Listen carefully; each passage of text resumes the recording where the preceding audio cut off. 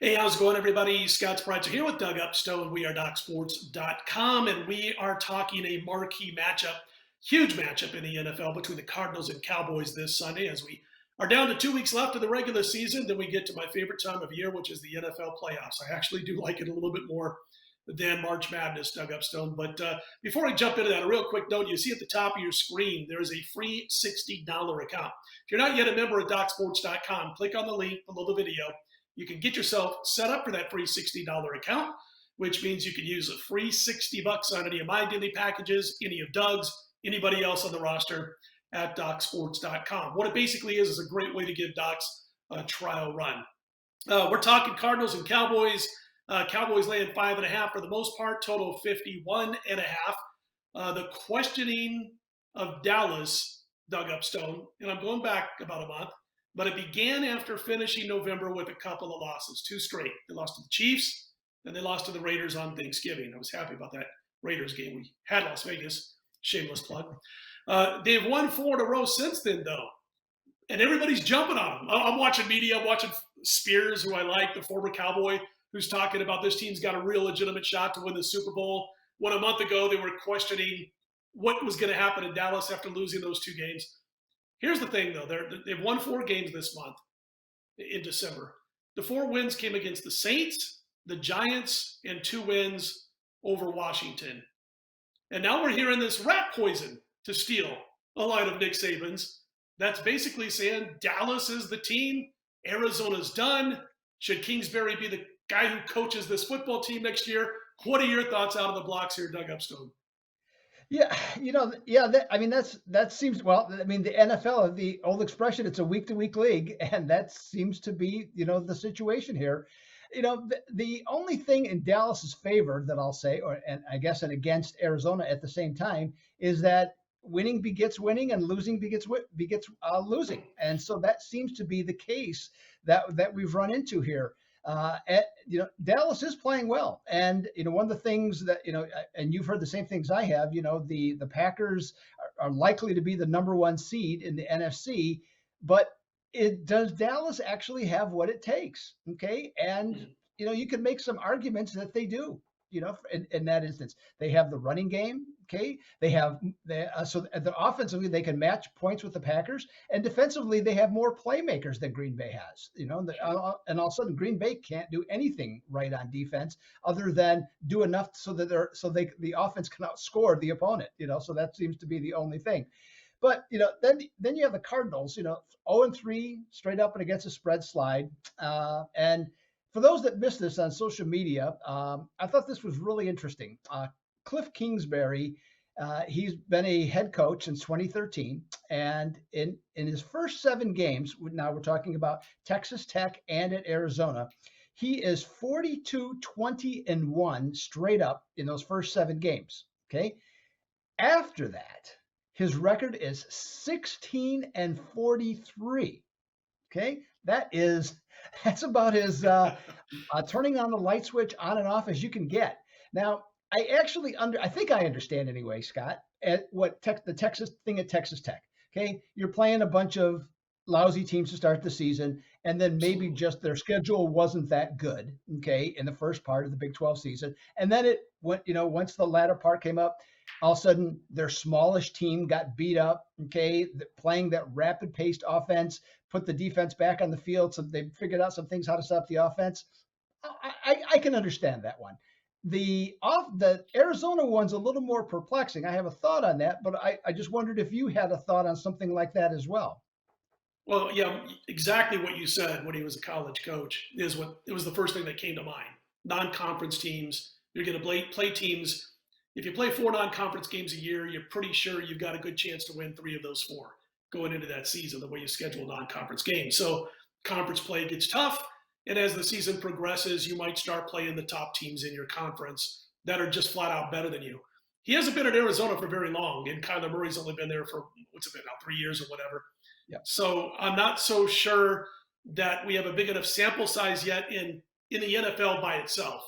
Now you put it all together, you're like, okay, something's wrong in this, what's the old line? Something's fishy in the state of Denmark, or, whatever Shakespeare said.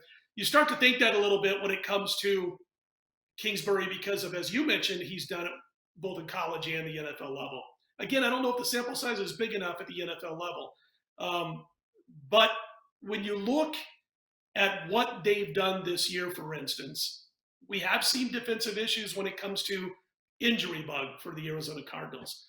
You also get a chance when you're going up against other football teams to take on NFL teams that have veteran coaches that have seen it all.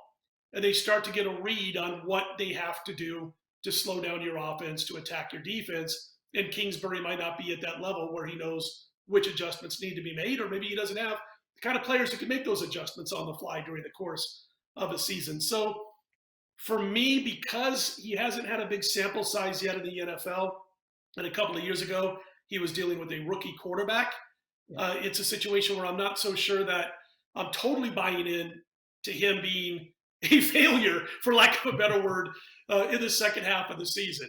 It does get a little iffy, though, when you start throwing in those numbers since he was at Texas Tech. Is he the best man for this job? I think you're going to find out pretty fast, and it might be this weekend. If they come out, Doug, and shoot themselves in the foot as many times as they did against the Colts, game they should have won. They just made mistake after mistake after mistake in that football game. You got a great field goal kicker who can't make field goals in that game, for one thing. They left points on the board. And so it's a situation where, I'm not so sure yet what to put on his shoulders to blame as far as the blame is concerned when it comes to coaching in the NFL. What are your thoughts, though? Because it sounds like you do have a couple of takes on what you think the issue may be at the NFL level for Kingsbury. Yeah. Well, I don't know that it's so. Well, it's him, but him being double K in this case. But it's all part of the let's just say what they have, the components that they have. Kyler Murray. Let's face it. I mean, I don't care how you want to look at it. He's 5'10". Okay. Now, I'm not saying that's why that they're not successful in the second half of the season. But he runs around. Okay, he does have a thick body, not like, in other words, he's not skinny, Right. but he does take some hits. And each of the 3 seasons, okay, that he's played, and when he got to the second half of the season, there's been a shoulder, there's been an elbow problem. I just did a Dave Wannstedt, by the way. He's got a shoulder, he's got an elbow, he's got an ankle. Anyways, so I think he just wears down, and I think that's part of the problem. And so I look at, that's one of the things. So that takes him out of his rhythm, and then his accuracy in turn. So whether he has pain or then his accuracy starts to go away, because if his legs are hurting, he's not following through, doing some fundamental aspects that he might be doing when he's got a much fresher body. The other thing too, I look at with their offense is a lack of a thumper running back. Okay. Now they had Kenyon Drake, but they really didn't use him, let's just say, as that type of a guy. And now they got James Conner, and kind of the same thing. They use him near the goal line, but not. I mean, and he gets a fair amount of carries, but there's not that commitment, okay, to the running game on a consistent basis, at least in my opinion. And let's face it, the offensive line, it's never been, much above average, if at all. And the defense, without the pass rush, let's face it, Scott, I mean, it's hard. So I kind of look at the whole package for Arizona is the problem. So that's can it change? I give him a pass when Kyler was a rookie, and so right. I don't really and again last year it wasn't much more than a rookie, and you're dealing with COVID and all that stuff. This year, and if he survives this year, which you would think he could, you think he could win at least one more game and go 11-6 and get to the playoffs. I think we'll find out next year, if this is something that's going to be, a part of Kingsbury. As far as Kyler Murray is concerned, listen, Arizona reminds me of Cincinnati in this one particular aspect. They are young football teams with young leaders on the field, and I'm talking about young players like Kyler Murray and, of course, Burrow with Cincinnati, with young head coaches who are all having to learn how to win for the first time in their NFL lives, because they've been short as far as their NFL lives so far in the pros. And so I kind of think they're kind of comparable to Cincinnati in that aspect. They're both learning out. I mean, look at Cincinnati. They beat the Ravens the first time this season. They go out, they get beat by the Jets the very next week. They beat the Steelers earlier this season. they get clobbered 41-22 by the Chargers on their home field. We'll see this week if they can get past that, where you beat an important divisional foe and you still have that same intensity between your ears when you go out there the next week against a team that maybe you don't feel is as important to beat because they're not in your division. It's not going to be easy. They got Kansas City. So I didn't mean to get off on a tangent there, but I think in that aspect, the Cardinals and Bengals are similar in that they have young leaders on the field, young leaders on the sideline, and both organizations are having to learn how to win important games, on the fly with these inexperienced coaches and players. That's just a thought that I'll throw into the mix. I think it's a very valid point, and I think you're probably right on that too. Unfortunately, the NFL, that's the thing, is that nobody gets any slack at any time. And that's and whether that be what, blame on whoever you want to. It's just a fact of life in the NFL. So once you kind of produce, you have to kind of keep it up. I mean, that seems to be Sure. the thing. Now, as I say that though, Scott, as I look at Dallas and I say, they are playing well, but yet there's just something. Maybe I'm overthinking this, but St. Louis, Arizona's lost three in a row, hasn't covered a spread, and there's a nice history, okay, in the NFL of teams that don't cover three Hmm. straight spreads in which they come back and do it the next week. So that makes me a little, cringeworthy there. Then I look at the Sure. Cardinals; they're 7-1 straight up and against the spread, Yeah. okay, on the road. On the So road. Yeah. that's kind of, you can't completely ignore. So I'm not going to say that's going to be my official call here, but I would probably kind of lean just a little bit with Dallas, but boy, it'd be small on that. I'm not sold on it. I think there's a better angle, at least from my perspective on the game. What say you, Scott? uh, Dallas almost always, as long as they're playing 50-50 football, they don't even have to go out and be like they are this year. And what are they, 11-4 or whatever it is? They could be 5-6 or 6-5 right now, and they're almost always going to be overvalued when they're supposed to be a favorite. And when you throw in their record this year and the fact that they've won four straight games, and every time you turn on some network goofy ass, wannabe handicapping show on these networks, which give out myths like you wouldn't believe. I'm not going to name any in particular, but it's ridiculous. Stuff that we knew about 25 years ago, and they still haven't learned. Not that I'm bitter at some of these, but anyway, the bottom line is that I watch these and I'm like, all of a sudden, Dallas is the team to beat. They've won four games in a row. And I'm like, does it matter to you at all that the NFL, when it comes to betting, is a situational spot league like you wouldn't believe? You, Doug Upstone, just mentioned, NFL teams that have lost three in a row straight up and against the spread are usually not bad for the bankroll that fourth game after losing those three games. There's times when I see a team win five games in a row, or 5 or 6 games. I want to go against those teams, not play on them. They're overvalued. I think Dallas is a little bit overvalued here, Doug, is what I'm trying to get to. Again, I look at those last four wins. Again, you can only beat who's on your schedule. But again, it was the Saints, the Giants, two wins over Washington. And Washington is so out of sync and discombobulated right now compared to what they were 6 weeks ago, 8 weeks ago. We saw them explode on the sideline with players throwing punches at each other this past game. And so I don't give them more credit than I think they deserve, but I think others are. I do think they're overvalued this week. That's my thoughts in a nutshell. I think if you're going to play this game, you either take the points, my personal opinion, don't have to agree with it. But if you're playing a side in this game, you either take the points with the Cardinals or you pass the side. What are your thoughts?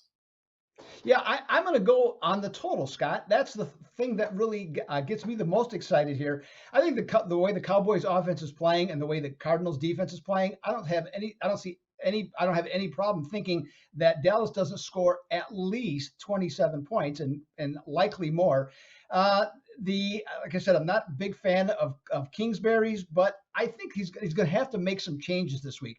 I mean, I don't think the guy's a complete dolt. Okay, you don't get to be, at least I don't think you get to be a coach in the NFL without being adult or by being adult. Richie But Kotite? at the No, same I'm just time, kidding. I think what they'll do, and with that, I said Richie go ahead. Kotite, but I was kidding. Yeah, yeah, oh yeah. I'm not saying there's not some examples there, but that's why I try to qualify it at least a little bit there. But no, I think what they'll do is I think they'll take Murray, and especially because of Micah Parsons, I think they're going to end up rolling him out more. So I think they're going to identify, okay, and check the different types of plays, and I think Mhm. that will help them because if they just keep giving the ball over to Dallas, they'll get smashed. Okay, so Sure. I think you'll see some adjustments, and I also like the fact that Arizona they're 7-0 against the spread after a loss by 6 points or less, and Dallas is 7-0 over as a home favorite of 7 points or less. So I'm going to give you a score even. I'm going to say Dallas 30-24 in this one, and I'll take the over, Scott. Alrighty. And my final thoughts are they shot themselves in the foot against the Colts, and they could do it again. Talking about Arizona, they could shoot themselves in the foot again. They lost to the Rams in the last 3 weeks. Now, in the middle of the Colts and the Rams was an ugly loss to Detroit. It was a real bad spot. And I'm not trying to give them an excuse, but that goes back to a young team with a young quarterback and a young coaching staff learning how to win. Going into Detroit, they could basically all they had to do was make sure their cleats were tied tightly and they were going to win a football game in between the Rams and the Colts, and they got their butts kicked. So, not trying to make an excuse for them, but I do like him here plus the points. Really quickly, wanted to say something, and this has really been on my mind. And I might start, and I can ask, Doug, if you want to join me down the road. But I tend to once in a while turn on these shows, these networks who used to sweep sports betting under the rug. Don't you dare talk about it. Sports betting, it's taboo. Now they've got shows on, half-hour shows, hour-long shows, all these different networks. Generally speaking, they are former radio hosts or TV hosts, just fine, polished, who are now sports bettors. Cleared my throat. No sarcasm. And I heard something the other day on a network where a guy was supposed to be a bettor, and maybe he is betting. He comes on the show and he says, just follow sharp action because the public wins 40% of the time, sharps win 60% of the time. After I picked up my jaw, I almost fell out of the chair. Okay, sharps don't win 60% of the time normally over the course of the season. Hopefully going to win 55, 56% of the time. The public wins much more than 40% of the time. A lot of times they win 50% over the course of the season. They lose the VIG. 52.3 is the break-even point when it comes to 11 to win 10 betting. And when I see these things, it really bothers me because people believe it. That's all they've got to go on, so they believe it. I don't blame the people watching. I blame the people that are delivering the information. Just in the last couple of weeks, a major network host did the old myth, West Coast NFL teams lose on the East Coast. Don't play those West Coast teams on the East Coast. I've been saying for 10 freaking years, it couldn't be further from the truth. West Coast teams are actually ahead against the spread when they play on the East Coast over the last 30 freaking years. As you can tell, I'm kind of passionate about this. So myself and another handicapper with a 40-year database happened to tell on Twitter this particular host of the network, here's the actual numbers. It's kind of a myth. It's not true.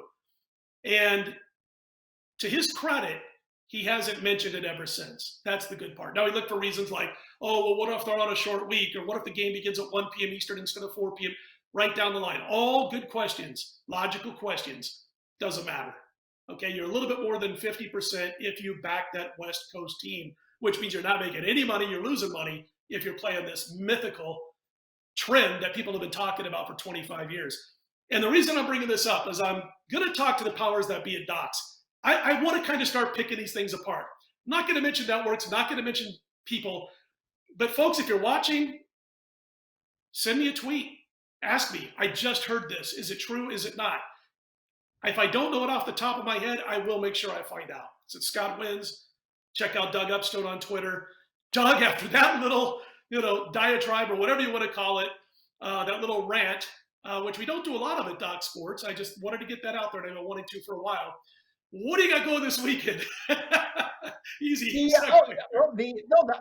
I think you're right, and I think that when anytime you put out, and this isn't a problem just in sports. This is a problem in everything in life. I guess if we're a little bit serious here, when something's on TV, people take it as the gospel truth, and so there's the problem.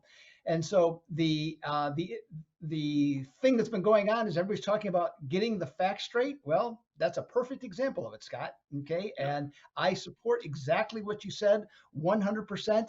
And I'm on board. If you want to talk about this, doing other videos in different formats, I'm 100% on board with doing that. So I would also recommend people to either myself or Scott, if you have questions and stuff like that, we'll be more than happy to answer them.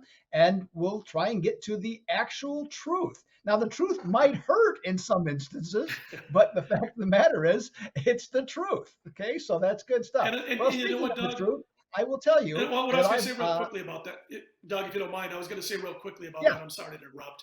Um, we're not going to look to bash people. I'm not going to mention any oh networks. no, I'm not going to mention network hosts or their names. Every once in a while I catch these things and I tweet them directly or Facebook them privately, that kind of stuff. And I show them the database and here's what the record actually says. Just thought you might want to know. But what I do want to do is keep from giving bad betting information to people who might bet based on that information, which is doing a disservice to the betting public. So that's why I would want to do it. It's not to bash anybody, it's to get the correct information out there when an egregious mistake is made because they don't know. The person saying it might not know. Their producer, the director, the person who does the research might shove that in front of their face. They say it, they didn't know. So that's what I'm looking to do is to try to keep the betting public from listening to misinformation. And again, I know people aren't saying it on purpose. They're not bad people doing these shows. They just don't know. So again, what I do know is that Doug Upstone has a big weekend planned. So after that, Doug, I will not interrupt you anymore. oh, sure, I've heard that before. no, no. So this weekend, NFL start there. 12-4 on weekly best bets. 75%. I did miss it. Green Bay's defense didn't hold up, so I did miss last week. But you know what? I'll take 75% each and every week with 2 weeks to go here in the NFL season. So I have that. I've won 3 out of the last 4 weeks in the NFL. So we'll try and get that going. And over the last 2 years, not quite as good as Scott's record, I'll admit, okay, but 62% in bowl games. So we got a whole host of bowl games coming up with our 6 o'clock delivery time on Thursday, Eastern time, I should say. And so 62% on those, just coming off a nice Minnesota victory on Tuesday night here in the desert in that bowl game. So I will have a 7-unit play and might even have an 8. I'm going to work on that tonight as we do this video. Have that and getting going in some other sports then too. NHL's 14-7 run there, and then college basketball and the NBA starting to get some momentum, like the direction of things going, Scott. So I'm excited to get things going and get the new year rolling at the same time. Exactly. Get things fired up. Now, how about yourself? I do have an 8-star play going to the Bulls coming up on this new package, which will be posted on Thursday, as Doug mentioned. This next week of the college bowls, we've had a good run so far to this bowl season, and going back to last year now 12-3, 80% is the bowl record going back to the start of last year. This past week's package, top bowl play was Air Force, and they were able to hang on and get that win over Louisville. I got this little rush angle bowl thing that's going on right now. It's got one more play to go in the bowls, but it's 2-0 thus far. That's San Diego State and Air Force, and there's one more to go. Got the 8-star play going on this bowl week that's coming up, plus NFL. And I did not have a good Sunday in the NFL. I got burnt by the Baltimore Ravens quarterback situation, which was announced 12, 24 hours before the game was played. But we did come back and use some good information on our side on Monday night. We cashed with the Dolphins. And so it's been nice the last couple of days, the Dolphins, Air Force, going into Wednesday, that kind of stuff, and into Thursday. So again, it's a great package going on right now. College and pro football, 8-star in the college bowls. We won last year with Iowa State, dusting of Oregon. And this particular season so far in basketball, pro and college, knocking on wood there, has been a fantastic start. We're hitting 64% in the NBA since October 21st. Started like 0-2. We've hit 64% since. We're up over about $4,600 for $100 per unit bettors. College basketball for the entire season since day one, 64% against the spread. And as you can tell because of those numbers, I was not happy with college basketball getting shut down for 4 or 5 days, basically, because of the schedule over Christmas Eve, Christmas, and all that kind of stuff. NHL's back. Doug's hot. I've gone 26-13 with my last 39 in the NHL. We cashed with the Golden Knights as the teams came back on Tuesday night. So check out the daily sports, the football packages over at DocSports.com. And again, don't forget about right up there, that $60 free account that I told you about at the top of the show. That was a long one. I need a break and a nap. Upstone probably does too. So let's wrap it up by saying, folks, we wish you guys a real happy new year, a winning happy new year. Check out all your goods as far as betting is concerned on our Twitter pages, our YouTube shows, and of course over at DocSports.com. For Doug Upstone, I'm Scott Spreitzer. Let's put him in the win column, everybody.